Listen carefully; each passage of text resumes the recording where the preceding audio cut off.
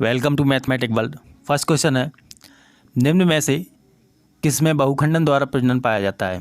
तो बहुखंडन क्या होता है, बहुखंडन द्वारा प्रजनन कैसे पाया जाता है। तो बहुखंडन एक अलैंगिक प्रजनन विधि है। कैसी है?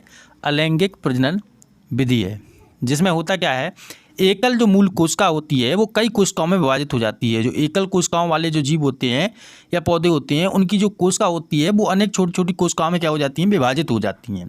इसे बहुखंडन कहा जाता है। क्या कहा जाता है? इसे बहुखंडन कहा जाता है। जो किस में पाया जाता है? आपका प्लाज्मोडियम में पाया जाता है। जो विकल्प दिए हुए हैं, इन विकल्पों के अनुसार देखा जाए तो किस में पाया जाता है?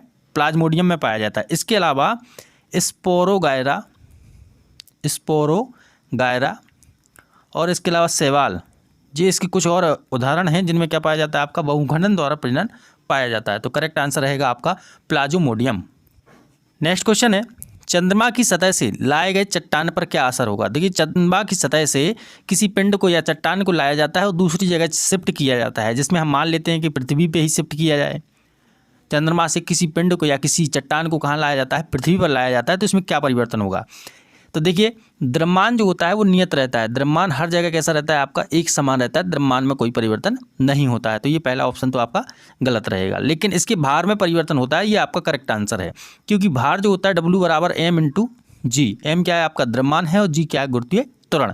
उस पिंड का क्या होता है? गुरुत्वीय त्वरण होता है। तो यहाँ देखिए, चंद्रमा का गुरुत्वीय त्वरण चंद्रमा पर अलग होगा और पृथ्वी का गुरुत्वीय त्वरण अलग होगा। अर्थात चंद्रमा से किसी वस्तु को शिफ्ट किया जाता है तो गुरुत्वीय त्वरण में क्या आता है? आपका परिवर्तन आता है। फलस्वरूप क्या होगा? इसके भार में भी क्या आएगा? परिवर्तन आएगा।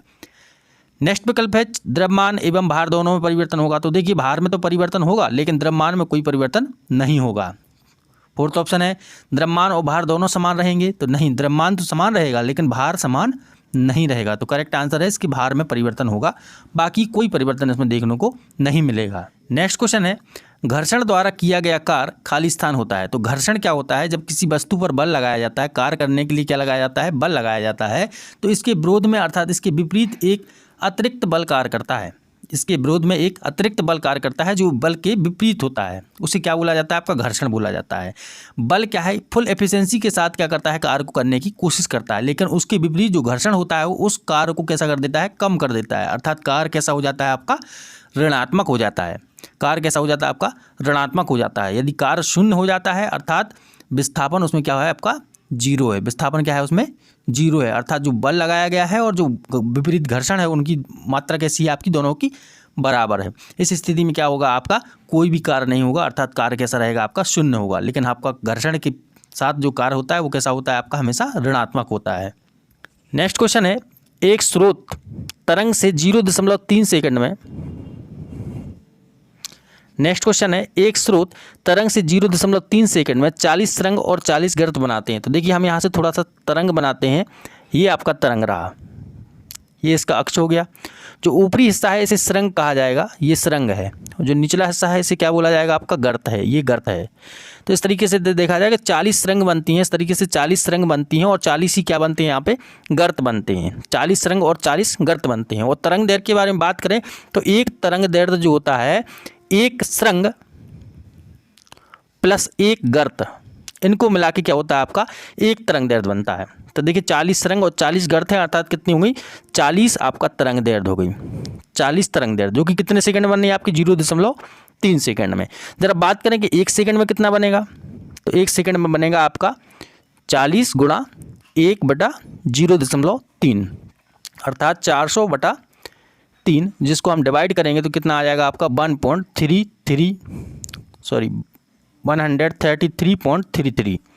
तो ये आपका करेक्ट आंसर रहेगा। इतनी आवृत्ति इसकी कहलाई जाएगी, क्योंकि आवृत्ति क्या होती है? प्रति सेकंड दोहराई जाने वाली संख्याएं हैं। यहाँ पर तरंगे हैं, तो कितनी तरंग दैर्घ्य है, तो कितनी आवृत्ति हो रही है इसकी? 133.33 हर्ट्ज। नेक्स्ट क्वेश्चन है, समुद्र में निम्न में से कौन सी ऊर्जा पाई जाती है। तो देखिए, समुद्री जो जल होता है तो उसके अकॉर्डिंग यहाँ देखा जाए तो समुद्र में कौन कौन सी ऊर्जाएं पाई जाती हैं, इनके बारे में बात करते हैं। तो पहली ऊर्जा जो होती है आपकी ज्वारीय ऊर्जा। पहली होती है ज्वारीय ऊर्जा। इसे एक नाम से और जाना जाता है, जिसे क्या बोला जाता है? आपका वैकल्पिक ऊर्जा। मतलब ये क्या होती है? ऊर्जा का एक वैकल्पिक स्रोत होता है। कौन सा? आपका ज्वारीय ऊर्जा। दूसरी बात करें कि दूसरी ऊर्जा कौन सी होती है, तो एक होती है आपकी समुद्र तरंगीय ऊर्जा। समुद्र तरंग ऊर्जा, एक ऊर्जा ये हो गई। तीसरी ऊर्जा की बारे में बात करें तो तीसरी ऊर्जा होती है आपकी समुद्र तापीय ऊर्जा, समुद्र तापीय ऊर्जा। अगली बात करें तो समुद्र धारा ऊर्जा। सारी ऊर्जाओं के बारे में बात करते हैं तो एक होती है आपकी समुद्र धारा ऊर्जा, एक होती है आपके पास ऑस्मोटिक ऊर्जा।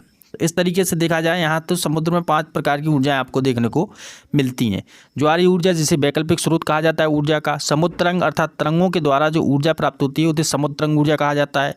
समुद्र तापीय ऊर्जा, समुद्र का जो जल भरा हुआ होता है वो सूर्य के प्रकाश से ऊपरी परत उसकी क्या हो जाती है, गर्म हो जाती है और अंदर क्या रहता है, तापमान अलग रहता है, अर्थात उसमें जल में क्या होता है, तापांतर पाया जाता है जिसको ऊर्जा के रूप में प्रयोग किया जाता है। समुद्र धारा मतलब समुद्र में जो धाराएं बहती हैं उन धाराओं से भी क्या हो जाता है, ऊर्जा बनाई जाती है। और एक होती है आपके पास ऑस्मोटिक ऊर्जा। इस प्रकार से 5 प्रकार की ऊर्जाएं आपको समुद्र में देखने को मिलती हैं। तो देखिए यहाँ पे फर्स्ट ऑप्शन है ज्वारीय ऊर्जा। ज्वारीय होता है, नाभ की ऊर्जा नहीं होता है।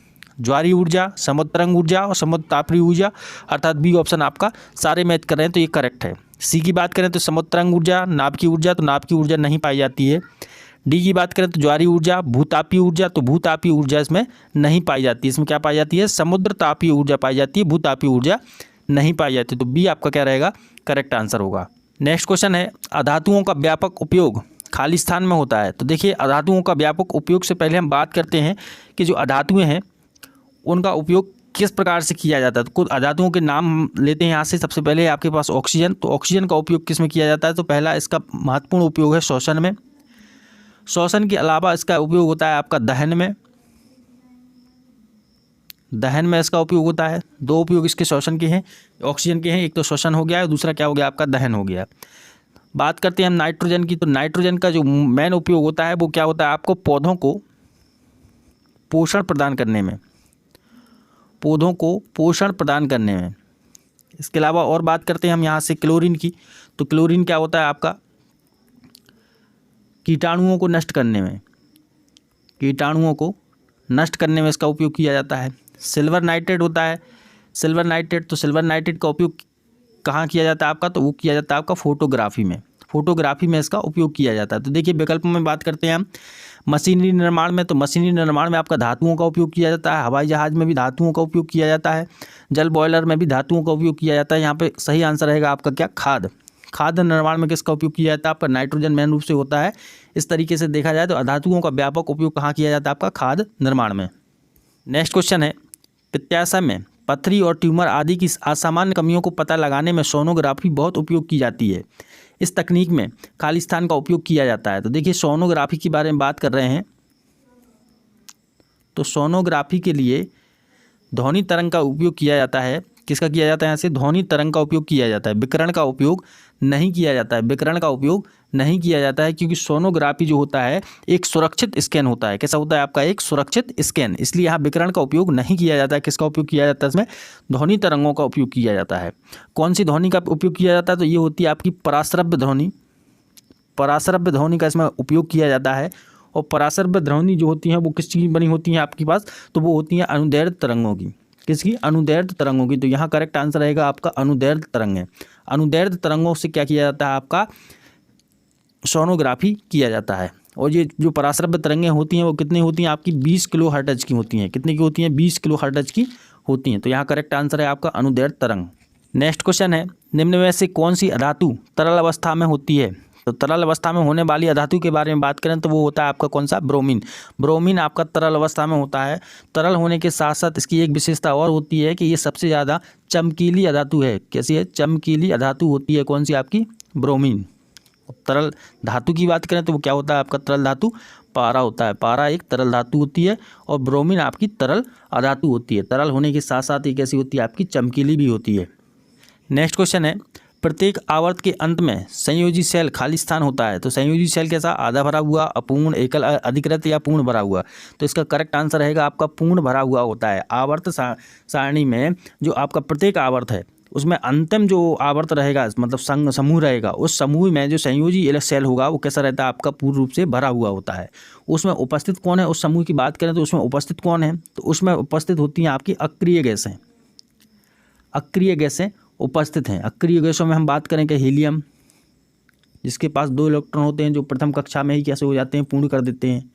इसके अलावा होता है आपका नियोन, जिसके 10 होते हैं, जो प्रथम में 2, द्वितीय में 8, अर्थात यहाँ से देखा जाए दूसरी कक्षा को क्या कर देते हैं, पूरा भर देते हैं। इसके अलावा हम बात करें आर्गन की, तो आर्गन का कितना होता है आपका 18, 2,8,8। इस तरीके से देखा जाए तो तीसरी कक्षा इसकी पूर्ण होती है। इसी प्रकार से और भी हैं आपके पास, जैसे क्रिप्टॉन है, ATC।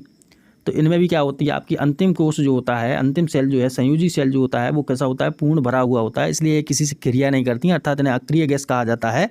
तो इसका क्या होगा, पूर्ण रूप से भरा हुआ होता है। जिनका अंतिम सेल जो होता है, अंतिम संयोजी सेल जो होता है, वो कैसा होता है, आपका पूर्ण रूप से भरा हुआ होता है। क्वेश्चन है, लंबी कूद के दौरान एक एथलीट कूदने से पहले दौड़ता है, ऐसा क्यों करता है वो, इसके बारे में बात कर रहे हैं, ऐसा क्यों करता है। तो सबसे पहली बात तो देखें कि वो दौड़ता इसलिए है ताकि शरीर को क्या मिल सके, गति प्रदान कर सके, ताकि वह अधिक से अधिक लंबाई पर वह कूद सके, क्या कर सके, वह गति प्रदान कर सके अपने बॉडी को, जिससे वह लंबा कूद सके। और ऐसा करने के लिए करता क्यों है वो, इससे होता क्या है, तो इससे होता है आपका संवेग। वो संवेग बढ़ाने के लिए ऐसी क्रिया करता है कि वो दौड़ता है, इसके बाद कूदता है। तो इसका आंसर सही होगा संवेग बढ़ाने के लिए, अर्थात आंसर कौन सा, बी आंसर सही रहेगा, उसका संवेग बढ़ता है।